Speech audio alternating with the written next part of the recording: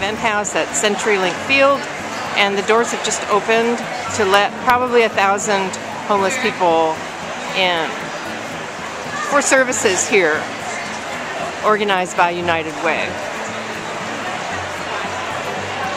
They've been waiting out there in the cold. It's 9 in the morning. So I'm talking to Roy Whitehead here at CenturyLink Event House about the event this morning. Roy, can you tell me about it a little bit? Yeah, this is an event known as the Community Resource Exchange, which is hosted by the United Way of King County in order to provide a whole variety of services needed by those who are homeless in our community. And we typically would serve maybe 2,000 people during the course of this event. And they can, as you can see from what's all around you, they can get services all the way from haircuts to dental services to a good meal. Obviously, this is a great event for the guests, as we call those who come in to benefit from the services, but it's also great to bring in those from the other side of the fence who aren't dealing with these problems day to day, to give them an opportunity to interact with those who are struggling and living this difficult life on the street, because we think that can help to change perceptions around that particular community.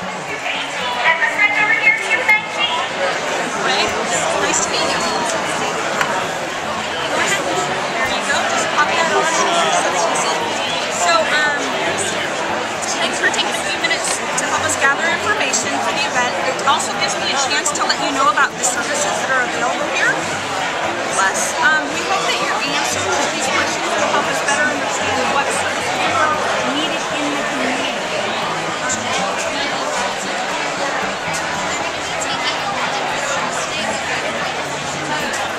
What do you want to do next? We got haircut, housing resources, Social Security.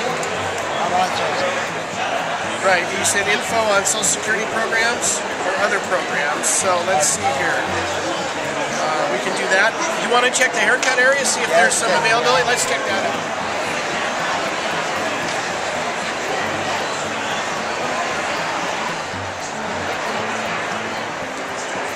So what kinds of legal services do some homeless folks have? Can you talk about that? Sure. Disability, veterans, identification's a big one. So they can get photo ID and that kind of thing, if that's a need.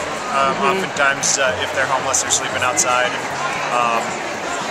It leaves them open to being robbed of their materials and possessions, and so an ID is a thing that's commonly lost, and that can be a difficult thing to replace. You see a lot of vets here, sir? You're a veteran yourself, I see. I am a veteran. Yeah. So far, a handful. About 30% of the adult homeless population is a veteran, and that's in line with the numbers last year and at all these other events. So there'll be quite a few veterans. So I'm talking to Joel Esty, who's with Veteran Services in Seattle and King County, and tell me about your table, Joe. Tell me about what's happening with people who come to your table today. Basically, when somebody comes to the table, we try to connect them with a multitude of services that they could take advantage of, which could be housing, financial aid, food resources, pretty much anything that somebody at risk or homeless might be able to utilize to become independent again, or at least work towards that goal. Jobs is another one as well.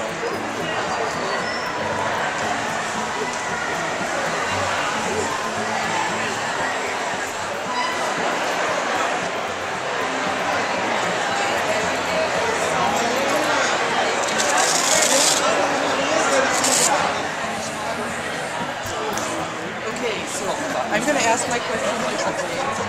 This time they've been warm since I don't know when. A friend who's done this a number of times, and I've heard how much she enjoyed just doing something helpful in the community. So, how is it helpful to do this?